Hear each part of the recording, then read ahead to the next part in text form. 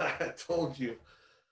Oh. What? Did we just sit down at the same fucking time? Bro. That was crazy, bro. That was a movie right there, man. It's the Crisco Kid Block Party. Yeah, ladies and gentlemen, you see this book right here? You see this book right here? As soon as I got it in the mail, I was like, I cannot wait to read this because it's one of my favorite comedians. Welcome to the show, Jo Koy. Let's go, bro. Man, how does it feel? Because I know you've been working on this for a while now, and to see it is hardcover, man, hardcover. All right, that's that real thing. You know it's a book when it comes out hardcover first. Hey, anything hard is better, right? Right. Hey, right. It doesn't work unless it's hard, bro. Exactly. Look at this. Hey, I know, right? What a good picture, man. My son is actually growing his hair out like that right now. That's so funny. Like, look, you want your hair like Jo Koy? I'm so happy I'm bald now. I'm so happy. What if you still have your hair like that, but you take it off now for interviews? You're really walking around with the wig like that, man. That'd be hysterical, bro. Oh my God. Look, this is an honor for me to get to talk to you. I'm a big fan. And finally. Just seeing everything that you've been working hard for the past 20, 30 years. Thank you. Everything's happening for you at this moment. And now you're talking about the experience where you're opening up, you're doing it in a fun way. I started reading it. I started a new book club called the Crisco Kid Book Party instead of the Block Party. And we're going through some great books this year. And I am adding this because it's so conversational. When I'm reading it, I'm imagining your voice going along with me. I don't even need an audio book because I hear you when I'm reading it. Oh, that's dope. But you're just so open and you do it in a conversational way and it's fun. And what are you hoping people get most about Mixed Plate when they're picking it up, man? I just want people to hear, the struggles of, what it took to get to where I'm at now. Like a lot of people see someone and think that the success story was just overnight and not really seeing the obstacles and and all the tragedy that happened and all the, the things that I had to deal with. And I got to do that in this book, whereas most of the times I like to say it on stage. But when you're on stage, you have to be responsible and be funny, right? Right. Whereas the book, I get to be in more detail and more in depth and really explain a lot that happened and that I would never normally do on stage. So that was the good thing about this book. I got to tell stories I would never do on stage.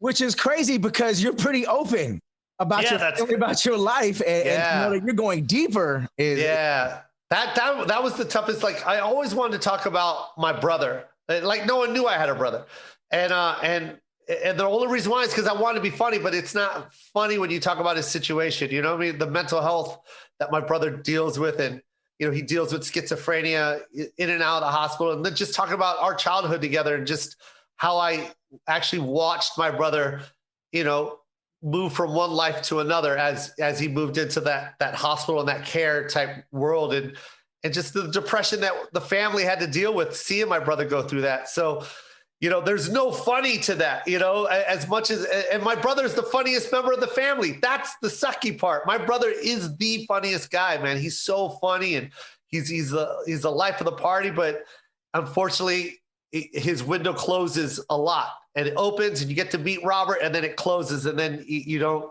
then you have to deal with that particular person at that time. So those are the things I had to deal with, and I'm glad that I got to finally share it. Well, one of the things that I like, and it might have just been in the front cover where you're talking about your pathway to the American dream. And right now, or in the past couple of years, and I've just really been focusing on the American dream. And that is because whether you're a dreamer, whether your family is your first generation, whether you've been here for 3 generations, maybe you've been here since the land was before America and your family, but achieving the American dream. And I think it's the pursuit in the American dream is what opens us up to like being great or finding our greatness, finding our balance. It's discovering those things.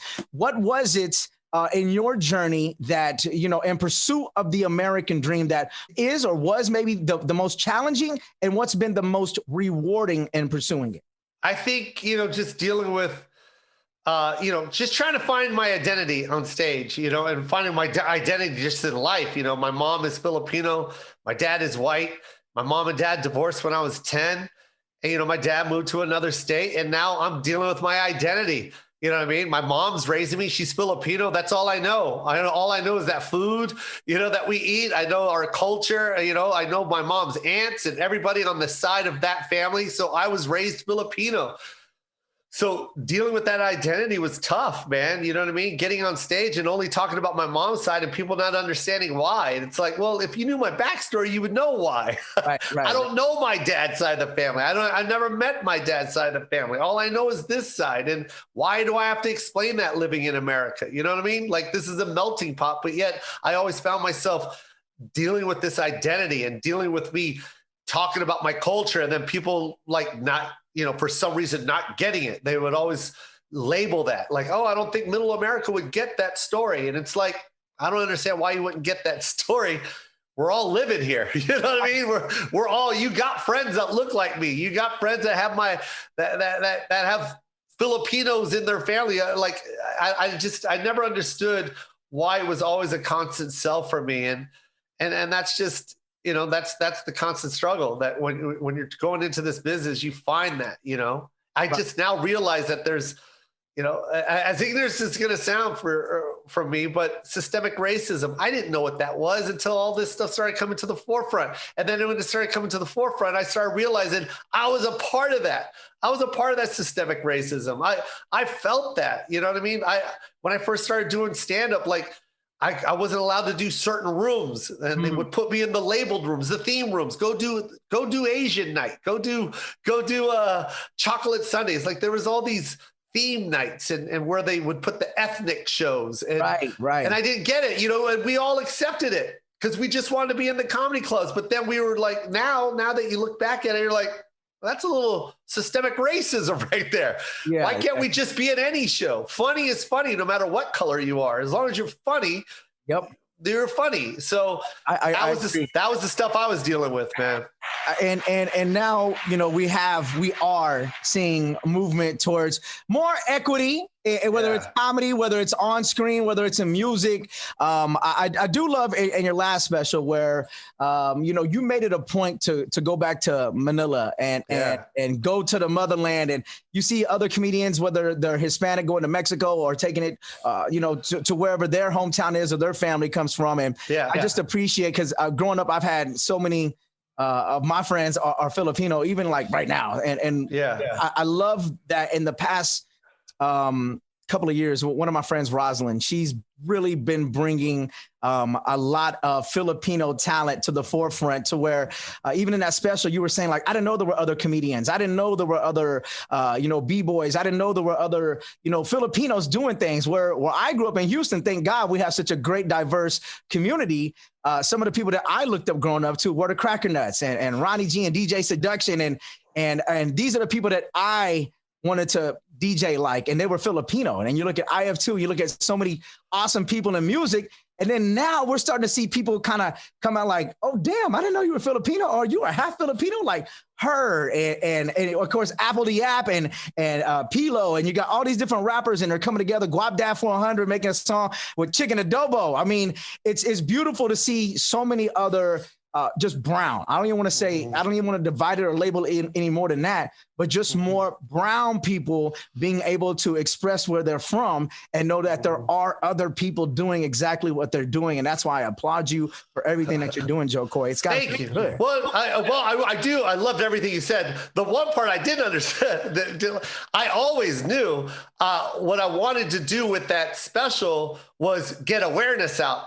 All those B-boys that you saw, especially Ronnie, B-boy Ronnie from Full Force, me and him go back 25 years. We opened for Snoop Dogg together. I used to throw B-boy jams in Las Vegas, and there were, Jo Koy owned it. You know what I mean? I used to throw Jo Koy comedy jams in, Havoc Coral from Houston. Yeah. They used to open for me. And of course, Full Force used to open for me. I knew all the Jabberwockers. So it's like, I knew about this culture. I always knew that Filipinos were in it, but I didn't understand why the world didn't know it.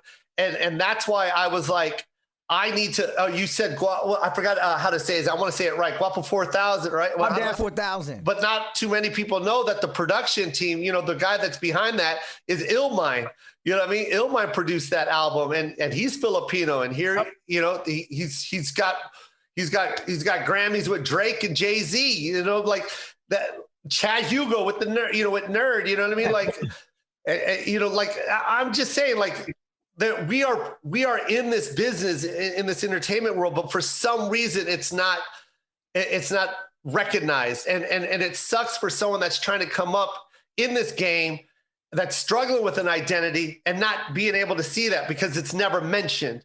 So when I went to Netflix was giving me another hour special, and I was just like, you know what? I would like to go to the Philippines and showcase Filipinos.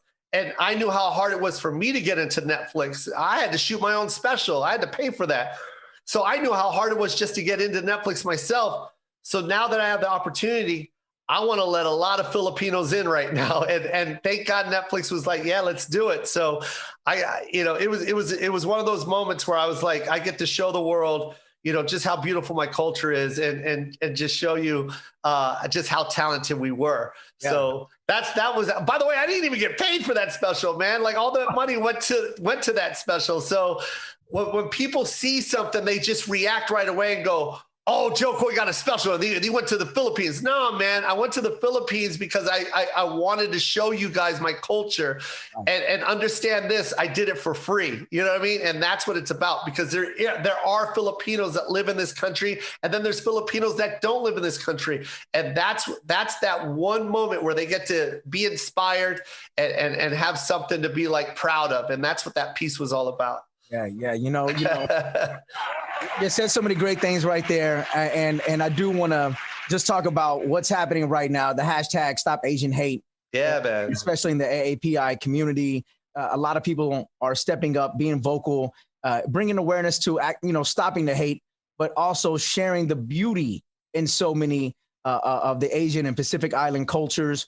What do you think is next? Like, where do we go from here? The one thing that I love the most out of this horrific and tragic, evil thing that's been happening to my community, you know what I mean, is the community is coming together. And with all these social network platforms that we have now, Instagram and TikTok and Facebook, the beautiful thing about those platforms is now we get to get that message out as soon as it happens. Whereas when I was growing up, if something like this were to happen, we had to pray to God that a major news affiliate would pick it up and let the world know. So we still had to hope. Whereas now we don't have to hope. If you do something fucked up, we're going to let the world know that it happened, and we're going to put a stop to it. And it's showing right now. And that's the beautiful thing. It's not just the AAPI movement, but every movement that's happening. You know what I mean? And the band of brothers that's happening now, you know, all these beautiful women and men and children coming together and supporting. That's the beautiful thing about these platforms, man.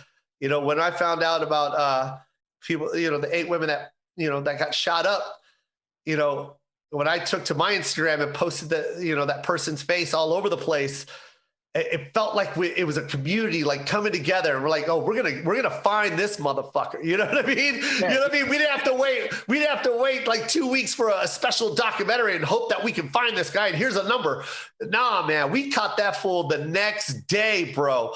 And that's the beautiful thing about this, man. You can stay ignorant all your life if you want. The minute you start doing hateful shit, we're gonna catch you. You know what I mean? Yep. But if you're gonna continue to stay ignorant, then that's you. That's you. You chose to be that way. And, you know, I'll give you a little pass for being ignorant. We're all ignorant. You know what I mean? Ignorant just means you don't know.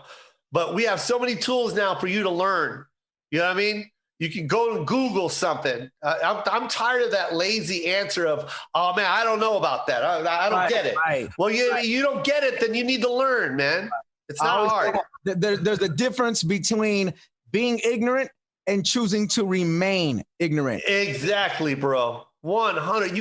You hit that right on the nail, bro. Man. Google is free, bro. Don't act like you have to pay for that information. Right. You don't know something, Google it. It's on your fucking phone, man. And everyone's phone comes with Google, man. Yeah, exactly. So stop. Exactly. Man, Jo Koy, we'll end like this.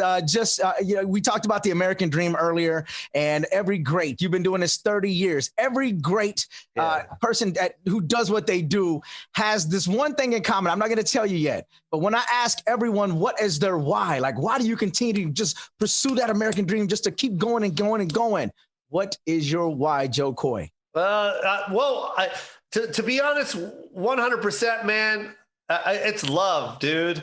I love this. I wake up and I'm doing what I love. And it doesn't have to be, a lot of people confuse success with money. You know what I mean? Oh, success is you're a millionaire. No, man, a success story is doing what you love to do, man. Like, I will die doing this. You don't understand, you guys. All this other shit is a bonus, bro. The money's a bonus. This book is a bonus. The movie's a bonus. All that's a bonus. That's the bonus features on the DVD. But my life, bro, I can go up at a laundromat and tell jokes tonight, and I will be the happiest man alive because I'm literally doing what I love to do. It's what I dreamt to do. And God bless that I live in a country that allows me to do that without even thinking about it. Like, there's countries, man, like you go to the Philippines, you tell someone you want to be a stand-up comic, and they're like, hey, you might want to think about a different idea.